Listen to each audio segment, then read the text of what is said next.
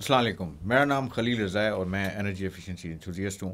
आज हम आपके लिए क्यू&ए सेशन लेके आए हैं from the national energy efficiency conservation authority, जो कि पाकिस्तान की फेडरल एजेंसी है एनर्जी एफिशिएंसी को इम्प्रूव करने के लिए और कंजर्वेशन मेजर्स को बेहतर करने के लिए in various economic sectors including buildings, transport, industry, agriculture etcetera.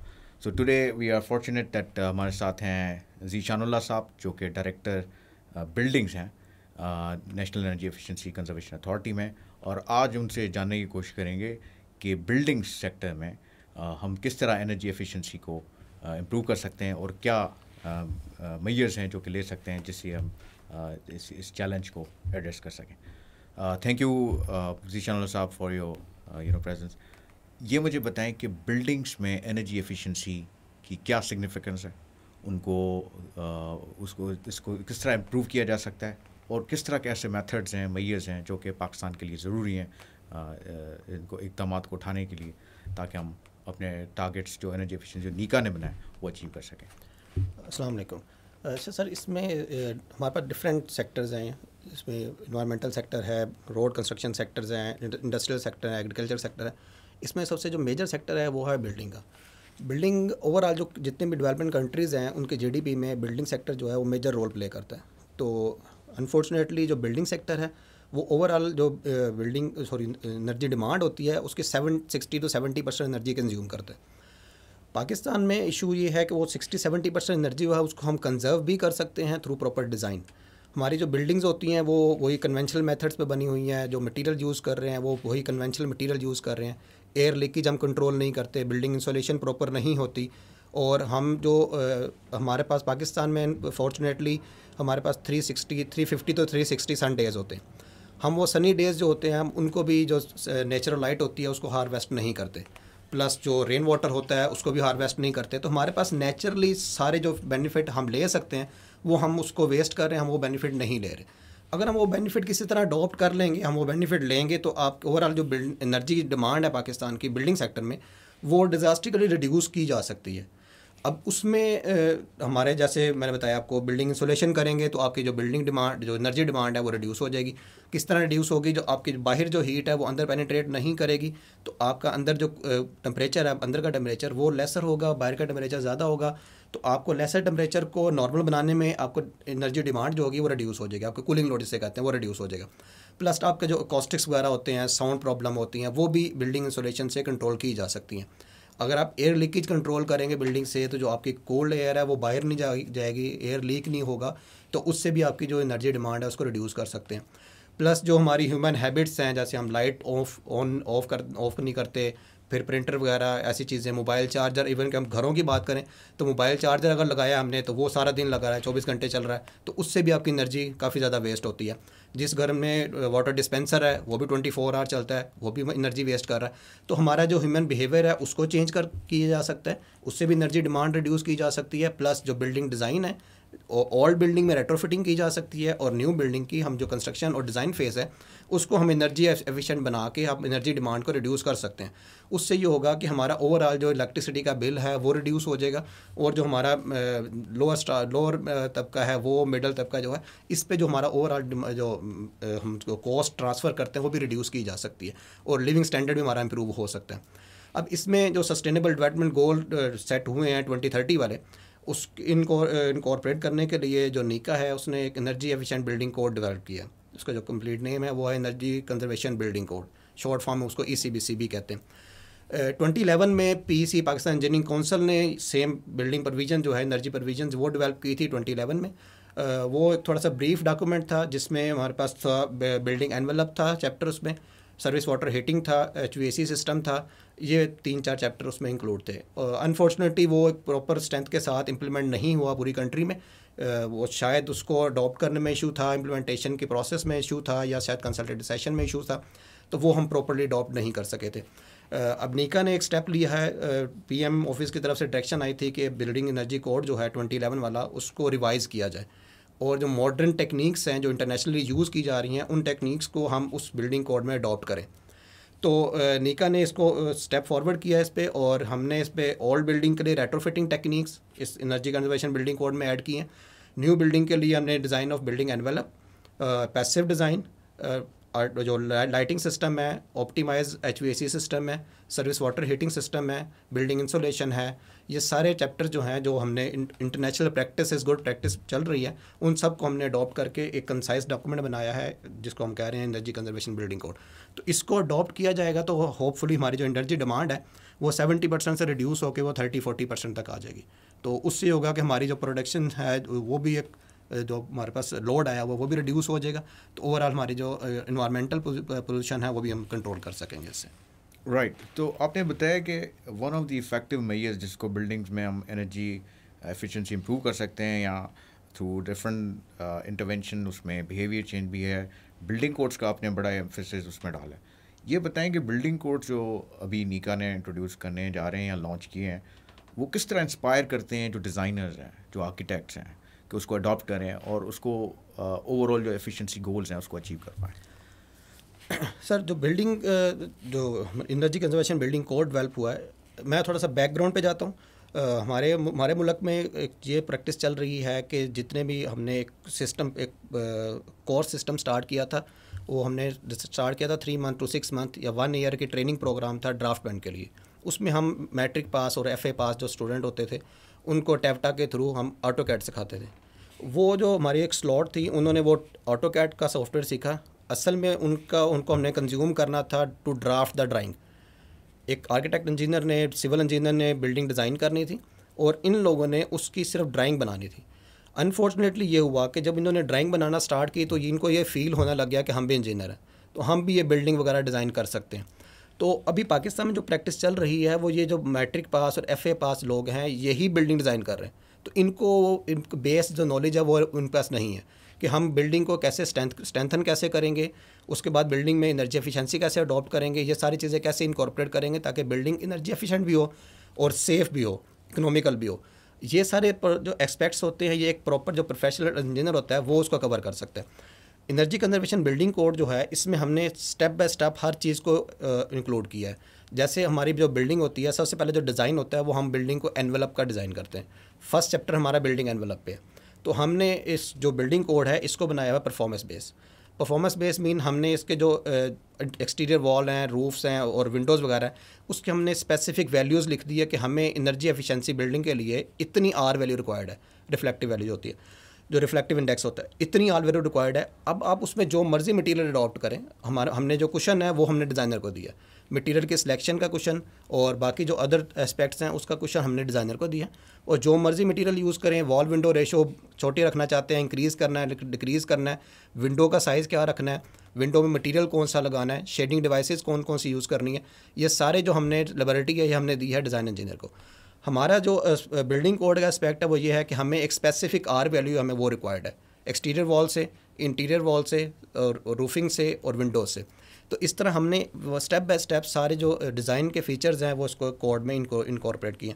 Number 1 पे बिल्डिंग एनवेलप है, नंबर 2 पे बिल्डिंग इंसुलेशन है, फिर पैसिव डिज़ाइन है, लाइटिंग सिस्टम है, हीटिंग वेंटिलेशन है, जिसमें हमने नेचुरल वेंटिलेशन जो है उसको हम ज़्यादा एम्फेसिस किया है कि आप नेचुरल वेंटिलेशन करें क्योंकि पाकिस्तान में जो विंड है वो काफ़ी नेचुरली काफ़ी स्ट्रॉन्ग चलती है, तो उससे भी आप नेचुरल वेंटिलेशन कर सकते हैं। जैसे मैंने पहले बताया था पाकिस्तान में 350 टू 360 सनी डेज़ होते हैं, तो हम नेचुरल लाइट जो है उसको हार्वेस्ट करें इंस्टेड कि हम आर्टिफिशियल लाइटिंग पे डिपेंड करें। तो नेचुरल लाइट को आप हार्वेस्ट कर सकते हैं। तो ये सारे जो टेक्निक्स हैं ये पैसिव डिज़ाइन की टेक्निक्स हैं। प्लस पाकिस्तान जो है, पाकिस्तान में वाटर स्कैर्सिटी का प्रॉब्लम भी है, वाटर टेबल डिज़ास्टर का भी काफ़ी डाउन जा रहा है, तो हमने वाटर को भी इनकॉर्पोरेट किया इसमें। तो वाटर रीयूज़ का भी इसमें हमने एक चैप्टर ऐड किया।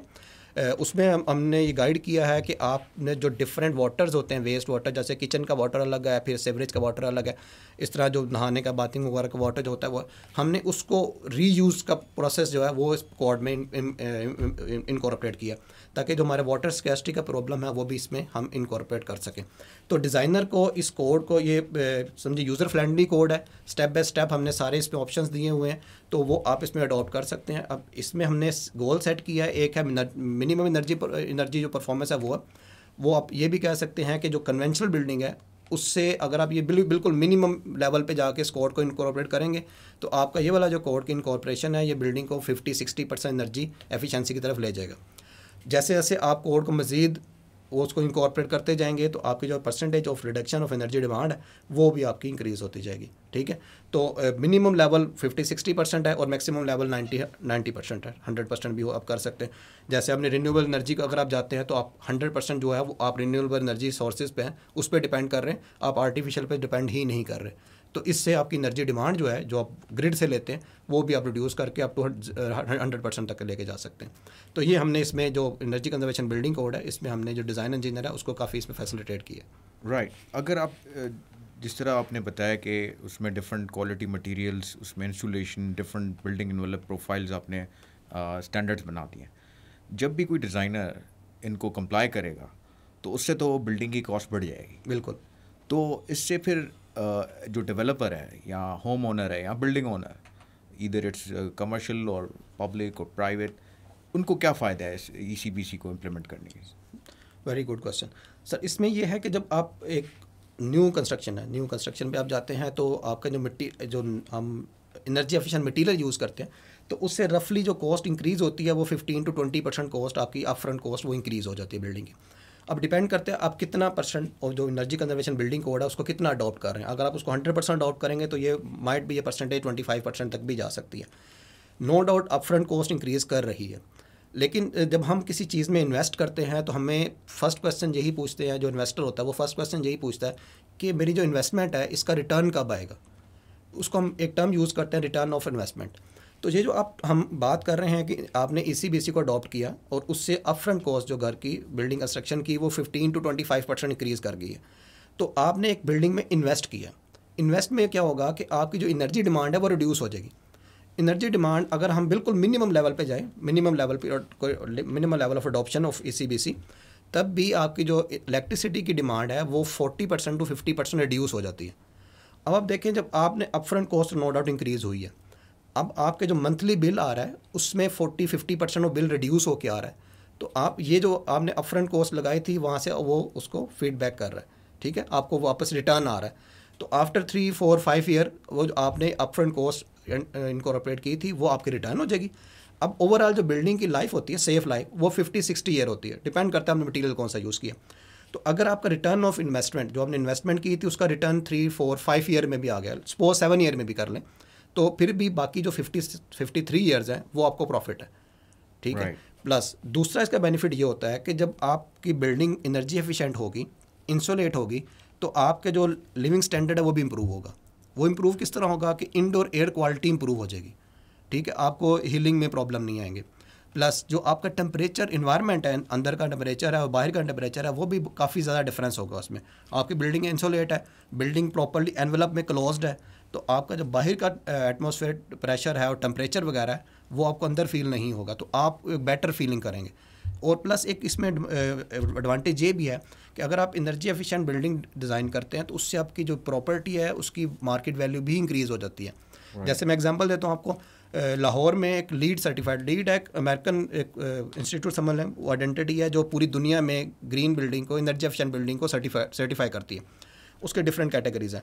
जो मिनिमम एनर्जी लेवल पे आता है उसको वो कहते हैं लीड सर्टिफाइड है, जो उससे ज़्यादा इम्प्रूव्ड होता है 60% 65% तक ज़्यादा होता है इम्प्रूव, उसको वो कहते हैं वो सिल्वर सर्टिफाइड है, फिर गोल्ड सर्टिफाइड, फिर प्लाटिनम सर्टिफाइड, मैक्सिमम लेवल वो है। तो लाहौर में एक बिल्डिंग डिज़ाइन हुई है, हॉस्पिटल बिल्डिंग, वो फर्स्ट हॉस्पिटल बिल्डिंग है, उसका नाम पहले था गेट हॉस्पिटल, अब उसका नाम है एवरकेयर हॉस्पिटल। अब उन्होंने कैलकुलेट किया है, इकोनॉमिक एनालिसिस किया है कि सिर्फ लीड सर्टिफिकेशन से पहले और बाद में हमारी जो बिल्डिंग की ओवरऑल वर्थ है वो 45% इंक्रीज़ होगी, मार्केट रेट जो है वो 45% इंक्रीज़ होगा सिर्फ एक लेबल से। तो इट मीन अगर आप एनर्जी एफिशिएंट जो टेक्निक्स हैं उसको अडॉप्ट करेंगे, एक तो आपको हेल्थ में भी इंप्रूवमेंट आ रही है, इंडोर एयर क्वालिटी इंप्रूव हो रही है, बाहर की आवाज़ अंदर नहीं आएगी, कॉस्टिक प्रॉब्लम भी सॉल्व हो जाएंगे आपके। फिर आपको जो एटमॉस्फेयर प्रेशर है, जो बाहर टेम्परेचर है, वो टेम्परेचर अंदर नहीं आपको फील होगा, जिससे आपकी एनर्जी डिमांड भी रिड्यूस हो जाएगी। तो आपको no doubt return of investment भी मिल रहा है, फिर आपको एक 50-55 ईयर का जो प्रॉफिट पीरियड है वो भी मिल रहा है, प्लस जो आपका अप फ्रंट पे आपकी जो इन बिल्डिंग की और जो प्रॉपर्टी की डिमांड है और उसकी जो वैल्यू है वो भी इंक्रीज़ हो रही है।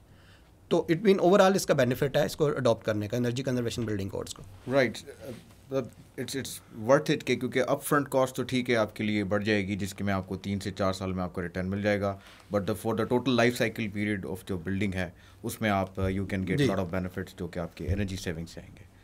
अच्छा ये बताइएगा कि एनर्जी कंजर्वेशन बिल्डिंग कोड आजकल करंट प्रैक्टिसेस क्या हैं, और अगर हम इसको इंटीग्रेट करना चाहते हैं अपने कंस्ट्रक्शन में, न्यू बिल्डिंग की डेवलपमेंट में, या इवन रेट्रोफिट्स में, तो हम किस तरह इसको इम्प्लीमेंट कर सकते हैं?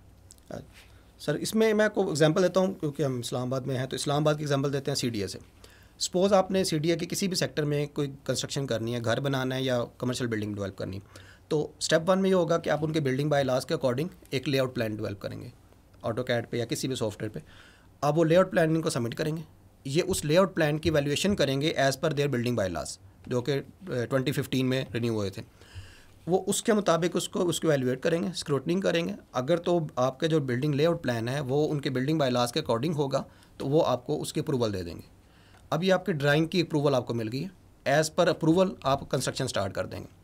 आप जब कंस्ट्रक्शन करते हैं, आपका घर कंप्लीट हो जाता है, फिर आप ये देखते हैं कि आपने कोई डेविएशन तो नहीं की। जो आपने प्रूव प्लान लिया था उससे डेविएशन हुई है। अगर डेविएशन हुई है तो फिर आप एज़ बिल्ड जो डिज़ाइन ड्राइंग होती है वो दोबारा डेवलप करते हैं और उसकी अप्रूवल लेते हैं जाके। और अगर आपने डेविएशन नहीं की तो जो आपने पहले लेआउट प्लान अप्रूव कराया था वही लेआउट प्लान आप दोबारा नई ड्राइंग प्रिंट करेंगे और वही लेआउट प्लान जो आपका वो कंस्ट्रक्शन प्लान के तौर पे आपको अप्रूव मिल जाएगा, और साथ आपको कंप्लीशन सर्टिफिकेट भी दे देते हैं। ये करंट प्रैक्टिस चल रही है। अब हमने जो energy conservation building code develop किया है, ये इसको हमने फोर्सफुली भी इम्प्लीमेंट करवाना चाह रहे हैं, क्योंकि हमें गवर्नमेंट की तरफ से भी प्रेशर है और ये होना भी चाहिए, क्योंकि पूरी दुनिया में एनर्जी एफिशिएंट बिल्डिंग जो है वो डेवलप हो रही हैं। मैं आपको एग्जांपल देता हूँ, इंटरनेशनल कोड काउंसिल है, उन्होंने जब energy conservation building code develop किया हुआ है। वो अपने कोशिश उनकी यही है कि पूरे कंट्री में, अदरवाइज़ वो जो हमारा यूके वाला एरिया है उधर, ऑस्ट्रेलिया वगैरह उधर सारे इंप्लीमेंट हो रहे हैं। उनकी जितनी भी बिल्डिंग्स होती हैं वो सारी एनर्जी एफिशिएंट बिल्डिंग्स होती हैं। तो हमें भी गवर्नमेंट की तरफ से प्रेशर है कि इस एनर्जी कंजर्वेशन बिल्डिंग कोड को इंटीग्रेट कराया जाए बिल्डिंग बाय लॉज में। तो करंटली हमने पाकिस्तान में 42 डेवलपमेंट अथॉरिटीज़ काम कर रही हैं अक्रॉस द कंट्री। हमने उनसे उनके बिल्डिंग बाय लॉज मंगवाए हैं, उनको हम रीड आउट कर रहे हैं, रिव्यू कर रहे हैं, और रिव्यू करके हम क्वेश्चन फाइंड आउट कर रहे हैं कि वो किधर किधर क्वेश्चन है जहाँ पर हम अपना energy conservation building code integrate कर सकते हैं। वंस हमारा बिल्डिंग जो कंजर्वेशन बिल्डिंग कोड है वो बिल्डिंग बाय लॉज में इंटीग्रेट हो जाएगा, तो अब जो आपका जो लेआउट प्लान आएगा वो according to new bylaws आएगा, जो कि होपफुली 2023 में रिन्यू हो जाएंगे। जो 2015 में हुए थे उसमें एनर्जी एफिशिएंसी नहीं इनकॉर्पोरेट की गई थी, तो अब ये energy conservation building code integrate होगा, तो ये 2023 में 42 डेवलपमेंट अथॉरिटीज़ के बिल्डिंग बाय लॉज जो हैं वो रिन्यू हो जाएंगे। तो अब जो नया लेआउट प्लान आप डेवलप करेंगे वो according to new building bylaws होगा, जिसमें कि एनर्जी एफिशिएंसी को भी हमने इंटीग्रेट किया हुआ है। तो आपके जो बिल्डिंग बनेगी वो ऑटोमेटिकली एनर्जी एफिशिएंट ही बनेगी। अब ये डिपेंड करता है कि आप उसको कितने % तक अडॉप्ट करते हैं, ठीक है। लेकिन फिर भी अगर आप मिनिमम लेवल पे भी अडॉप्ट करेंगे फिर भी उसकी जो बिल्डिंग है उसकी 50% एनर्जी सेविंग आ जाएगी हमारे पास। तो इस तरह हमारी ये टेक्निक है, लॉ पॉलिसी है कि हम इंटीग्रेट करेंगे एनर्जी कंजर्वेशन बिल्डिंग कोड को बिल्डिंग बाय लॉज में, और वो फिर फोर्सफुली इंप्लीमेंट हो जाएगा during construction and design phase. अब प्रॉब्लम ये आया है कि हम इसको चेक कैसे करेंगे, रिव्यू कैसे करेंगे कि ये जो हमने कोड डेवलप कर दिया है और जो लेआउट प्लान जो भी क्लाइंट है उसने अप्रूव करवाया है वो जो कंस्ट्रक्शन कर रहा है वो एज़ पर लेआउट प्लान ही कर रहा है कि नहीं कर रहा। इसके लिए ये होता है कि सर जो हमारे पास डेवलपमेंट अथॉरिटीज़ हैं, डेवलपमेंट अथॉरिटीज़ के सर्वेयर्स होते हैं जो कि डिप्लोमा होल्डर्स होते हैं, टेक्निकल पर्सन होते हैं। ये जब ड्यूरिंग कंस्ट्रक्शन ये 3-4 टाइम विज़िट करते हैं। फर्स्ट विज़िट इनका होता है जब फाउंडेशन का लेआउट हो रहा होता है, सेकंड विज़िट फर्स्ट स्लैब पे होता है जब फर्स्ट स्टोरी कंप्लीट हो जाती है, फिर सेकंड स्टोरी पे होता है, और लास्ट विज़िट इनका होता है जब फिनिशिंग कंप्लीट हो जाती है। तो वेरीफाई कि आपने जो अप्रूवल ड्राइंग ली थी कंस्ट्रक्शन उसी के मुताबिक हुई है कि आपने डेविएशन तो नहीं की। तो ये मल्टीपल विज़िट्स होते हैं इनके। तो हम उन विज़िट्स में अगर हम ये कैपेसिटी बिल्डिंग करें इन्हीं लोगों की जो कि सर्वेयर्स हैं, जो सर्वे करने जाते हैं और बिल्डिंग को चेक करते हैं, इन्हीं की कैपेसिटी बिल्डिंग अगर की जाए तो ये अपने बिल्डिंग बाय लॉज हैं उनके साथ साथ ये जो एनर्जी एफिशिएंसी वाले मेजर्स हैं इसको भी वहाँ पर चेक किया जा सकता है। तो इस तरह ये जो ड्यूरिंग कंस्ट्रक्शन भी इम्प्लीमेंट होगा और ड्यूरिंग डिज़ाइन फेज़ भी इम्प्लीमेंट होगा। Right, I think it's very important, क्योंकि जब तक पहले भी कोड्स बन चुके हैं, बिल्कुल, और this is not the pioneering step कि जी पहली बार बन रहा है, बट जो most important aspect of this building code इसकी उसकी ऑन ग्राउंड इम्प्लीमेंटेशन कैसी है। एंड आई थिंक उसमें द रोल ऑफ नीका वो बहुत इंपॉर्टेंट है कि आप डिफरेंट डेवलपमेंट अथॉरिटी से मिल के इन जितने आपने सर्वेस की बात की इनकी adequate level of capacity development हो ताकि वो इम्प्लीमेंट हो सके। मेरा आपसे आखिरी सवाल ये है कि बहुत सारे बिल्डिंग ओनर्स वो उनको नहीं पता हो रहा, particularly commercial scale, large scale buildings में, कि उनकी एनर्जी एफिशिएंसी कहाँ पे इम्प्रूव हो सकती है। तो इसके लिए आप ये अगर हाईलाइट कर सकें कि एनर्जी मैनेजर्स का क्या रोल है, और वो क्यों एंटिटीज़ को, कॉर्पोरेट क्लाइंट्स को, बिल्डिंग मैनेजर्स को रखना चाहिए अपने स्टाफिंग में, ताकि वो उनके एनर्जी एफिशिएंसी इम्प्रूव की जाए। सर एनर्जी मैनेजर जो होते हैं, मैं आपको एग्जांपल देता हूँ, लाहौर में एक आदम इंडस्ट्री स्टेट है, उसमें एक फैक्ट्री है, उनमें उन्होंने ना एनर्जी मैनेजर रखे हुए हैं। उनको 3 शिफ्टें चलती 8 आवर्स की। उन्होंने एनर्जी मैनेजर रखे हैं, उनको उन्होंने समझे आप उनको एक रेस में लगाया हुआ है। रेस क्या है कि आपने ये नोट करना है कि एक शिफ्ट वाले एनर्जी मैनेजर ने कितनी एनर्जी सेव की है। वो एनर्जी को यूज़ करते हैं वाटर, गैस और प्लस इलेक्ट्रिसिटी। इन तीनों के यूनिट्स उन्होंने काउंट करने और चेक करना है कि कौन सा एनर्जी मैनेजर जो है उसने कितना यूनिट सेव की है without compromising the quality of work. तो आफ्टर 1 मंथ जब उनके वो बिल आते हैं तो उधर से वो चेक कर लेते हैं कि किस मैनेजर ने कितना यूनिट सेव किया था। तो वो जो सेविंग होती है उसका 50% कंपनी के पास जाता है और 50% बोनस मिल जाता है एनर्जी मैनेजर को।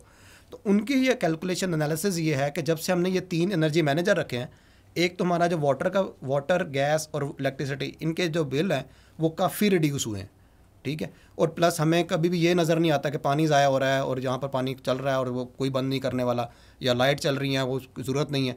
तो ये सारे एस्पेक्ट्स जो है उसमें कवर हो गए। तो प्लस इससे आप एक्स्ट्रा और भी काम ले सकते हैं, आप जो सफाई वगैरह का काम भी कर सकते हैं, बाकी लाइटिंग वगैरह का बाकी काम भी कर सकते हैं। तो ये एक ओवरऑल जो मैंने बताया ना, ब्रॉडर सेंस में एनर्जी मैनेजर इतना इम्पैक्ट क्रिएट कर सकता है। असल में जो इंटरनेशनल प्रैक्टिस है उसमें एनर्जी मैनेजर ने क्या करना है, उसने जितनी भी अप्लाइंसेस चल रही हैं, वो कमर्शियल बिल्डिंग है, इवन के घर में भी, तो आपने हर अप्लाइंसेस पे मॉनिटरिंग डिवाइसेस लगानी, इंस्टॉल करेंगे। इंस्टॉल करके वहाँ से डाटा आपके पास आएगा, आप उसका एनालिसिस करेंगे। एनालिसिस आपको ये बताएगा कि आपने जो एनर्जी जो आपने अप्लाइंसेस लगाई हुई हैं वो अप्लाइंसेस एनर्जी एफिशिएंट हैं या इनएफिशिएंट हैं। अगर तो आपके अप्लाइंसेस एनर्जी एफिशिएंट हैं तो फिर आप उसी को कंटिन्यू करेंगे, ये डिपेंड करता है आपके एनालिसिस के बाद। और अगर वो अप्लाइंसेस जो एनर्जी एफिशिएंट नहीं है तो फिर आप एक और एनालिसिस करेंगे कि इन अप्लाइंसेस को अगर हम रिप्लेस करते हैं एनर्जी एफिशिएंट अप्लाइंसेस से तो हमें इन्वेस्टमेंट कितनी करनी पड़ेगी, प्लस उसका रिटर्न ऑफ इन्वेस्टमेंट कब आएगा। तो जनरली अगर आपका रिटर्न ऑफ इन्वेस्टमेंट 5 ईयर तक भी आ जाता है तो वो भी वेल एंड गुड है, तो हम फिर उसमें इन्वेस्ट कर देते हैं। अगर 5 ईयर से ज़्यादा है तो मेजोरिटी केस में जो इन्वेस्टर है वो उस ऐसे प्रोजेक्ट में इन्वेस्ट नहीं करते। तो स्टेप 1 ये हो गया कि उसने पीरियडिकली चेक करना है डिवाइसेस को थ्रू मॉनिटरिंग डिवाइसेस लगाएंगे और सारे अप्लाइंसेस को चेक करेंगे।